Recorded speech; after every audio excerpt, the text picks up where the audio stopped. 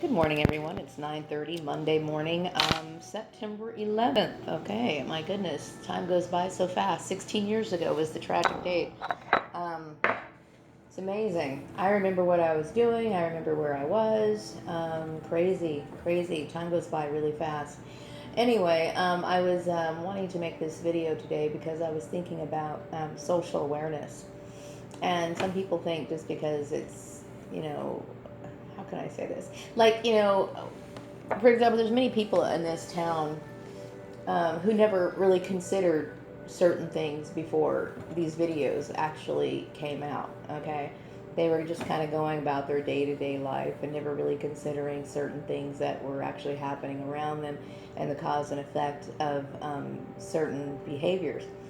And I was watching a video today, and it really made me very happy that a lot of other people are starting to pick up on relating scripture to this phenomenon of gang stalking, because it's really important. Because all too often you're being gang stalked based on religious issues, and so there are other people who are picking this up as well. And I'm very glad, because when you throw out the scriptures and let these people know that there's nothing that they can use to defend themselves, because they're going against something that they're trying to promote, or acting as if they're trying to promote it in a very erroneous way, it shuts them down. Um, it was basically saying, how people don't like to listen to the truth, and I was saying the exact same thing. They don't. Okay, because it shatters their world, the little world that they're living in. And I'm not the kind of person that wants to shatter people's world or their illusions of comfort or anything like that. I'm a very peaceful person. I'm a live and let live person. Um, so when I was thinking about social awareness today, I was thinking about some of my previous experiences at my other employers, which they maybe never ever considered that their behavior was making me extremely uncomfortable, and they never thought, or even never even crossed their mind. Maybe some of them knew. I think some of them knew. I think, especially if they were being directed by the original perpetrators, I think that they knew. But as far as some of the other people, I don't think they realized that they were coming off as offensive to me. And I think oftentimes when you're dealing with minorities who are working or in an environment that's predominantly white, white people tend to have a very narrow view of the life experiences of a minority. Okay, most of the information that they get, they might actually watch a television sitcom, and see one character, and therefore that paints the entire picture of an entire group of people, when in fact that's not true. Okay, oftentimes, I think people get very frustrated, and I'm the kind of person that immediately sets the motion for people to go through that psychological phenomenon called cognitive dissonance, because their programming has allowed them to believe certain things for their entire life, and when they encounter somebody who does not fit within that stereotype, it becomes a psychological disturbance for them, because this is what makes them feel comfortable. It makes them feel comfortable to believe that somebody is less than them, when in fact that is not the case. And this is not just in my situation. There's a lot of African American people who are very intelligent, who are very competent in their jobs. Okay, so oftentimes people are relying on information that they've received through the media and the propaganda that they've been fed for very long periods of time.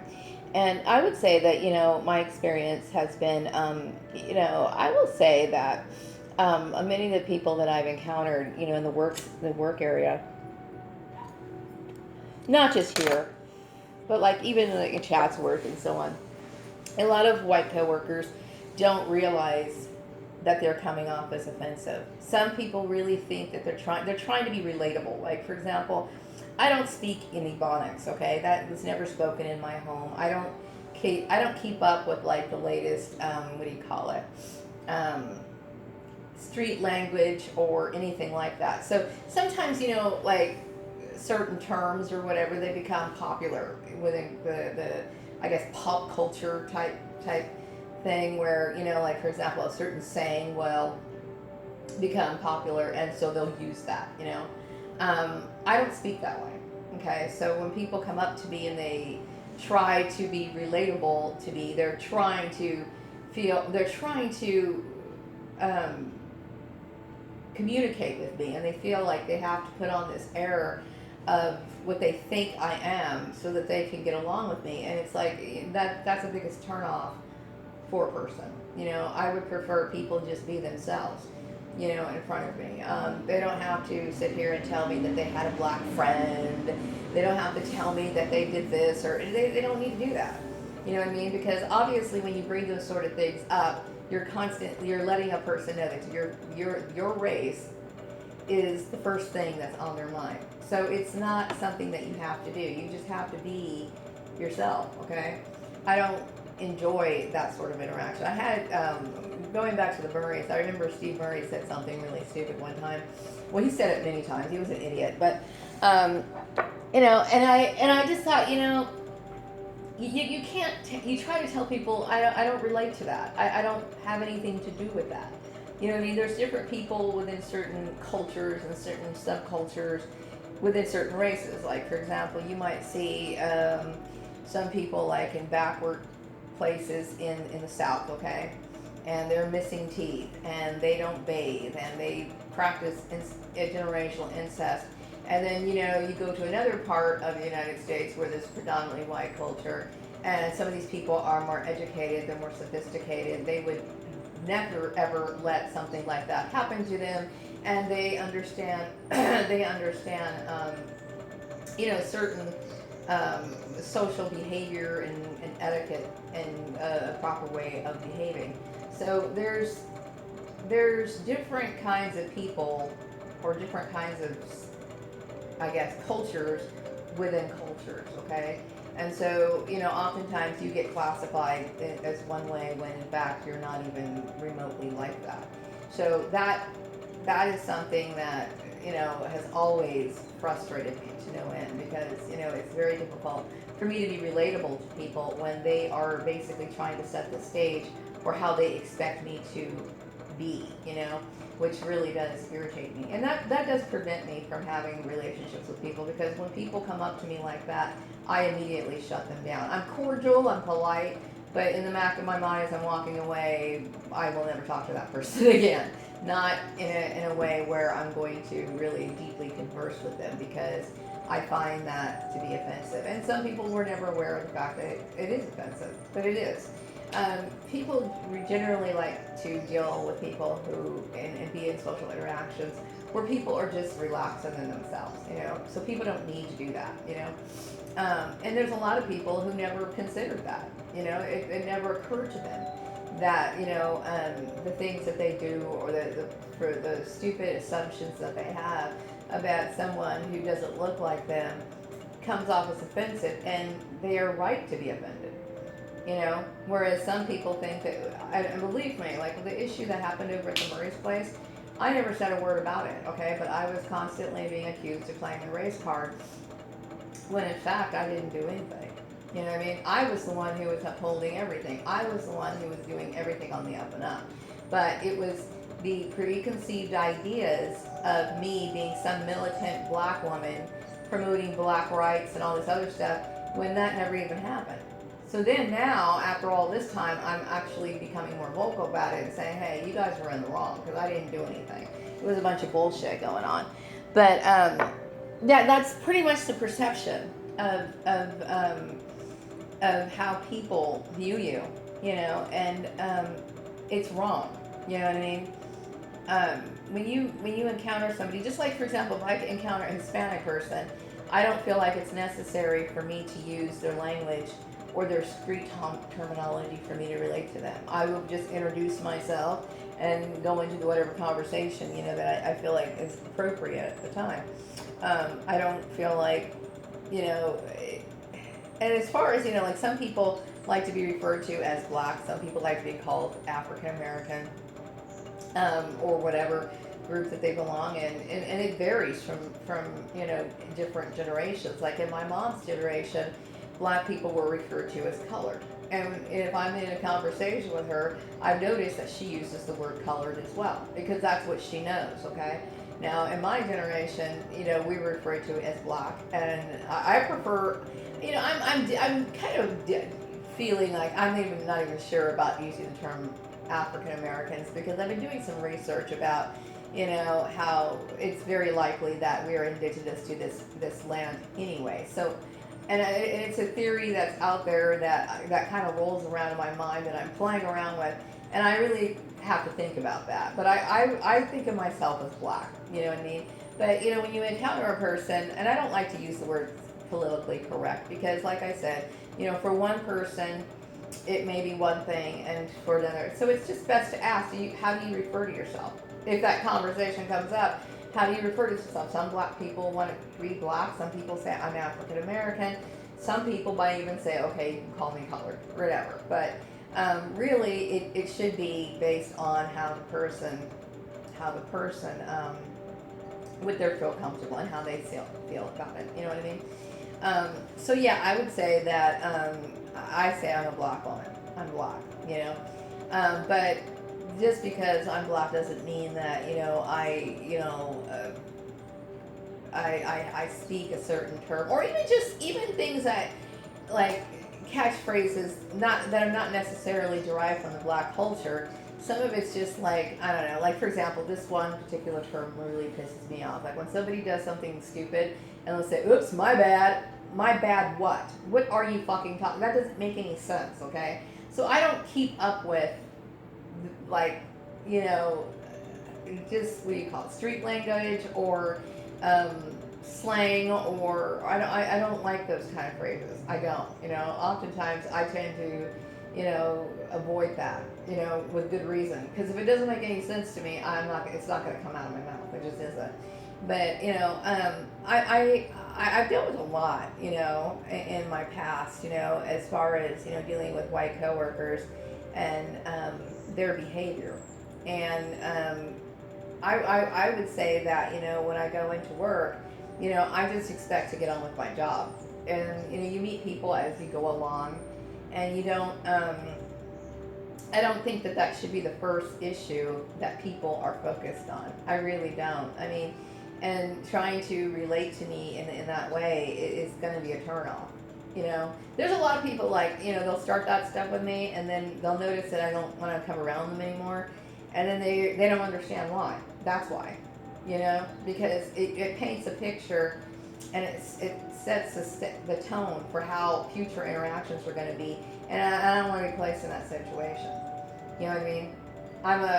If I go to work, I'm an employee just like everybody else. My color really shouldn't have anything to do with it. I'm a very hardworking person, a very dedicated person, and that's what needs to be noted. Nothing else. What was I going to say today?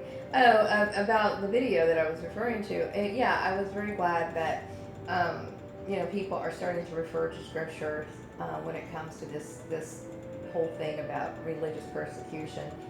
And it's very difficult because it brought up a lot of points about narcissism, and the narcissist really gets frustrated when they're presented with the truth. So it doesn't necessarily change their heart, but they just want to kind of go into a different tactic, because the narcissist they get a charge out of harassing. They get a charge out of causing pain in other people. This is what they do. This is how they live. It is a very sick way of living, but yet it's something that they can't control, because it is in fact an addiction for some people. You know what I mean? It's almost like a drug addict. You know what I mean? Some people who are really deep into drugs, they constantly have to have that high, and a narcissist is pretty much the same. They have to sit here and look for someone to bully or hurt in order for themselves to feel good. That's what they rely on. You know what I mean? I have a very strong doubt in my mind that narcissists can be, what do you call it, reformed or whatever. I think maybe narcissists can be shut down to where they can't perform any more actions, but that's not going to change their heart condition. You know, um, I would like to think of myself as a very well-informed person. You know what I mean? As far as how I deal with life and how my mind thinks on a very mechanical level. You know what I mean? I think I have a great thought process when it comes to a lot of things, you know, especially when it comes to business related issues. And that's one of the reasons why I miss work so much, you know, because it's a big part of my life. It's not everything in my life, but it's a part of my day life, you know what I mean? And that's something that is important to me. It is a very important element to me because I feel as if you have a skill and you have knowledge, especially if it surpasses the average person when it comes to certain topics, and you're not becoming active with it, you're not doing anything with it, then it becomes a waste, and it becomes, you know, it's dissatisfied in its present moment, and that's how I feel. You know what I mean? And it's unfortunate that I'm sitting here. I should be at work. I should be having a job by now.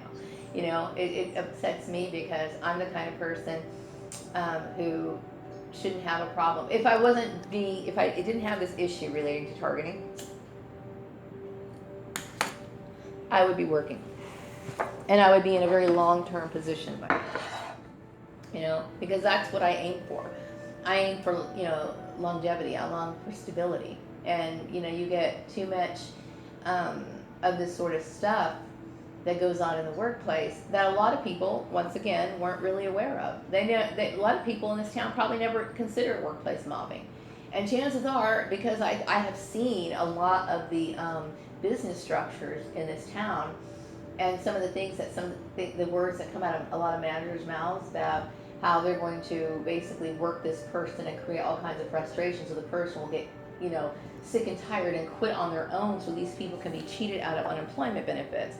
I've heard this sort of stuff before, and not basically being said to me, but to about other people. So I understand that there's a lot of this kind of crap that goes on in this town.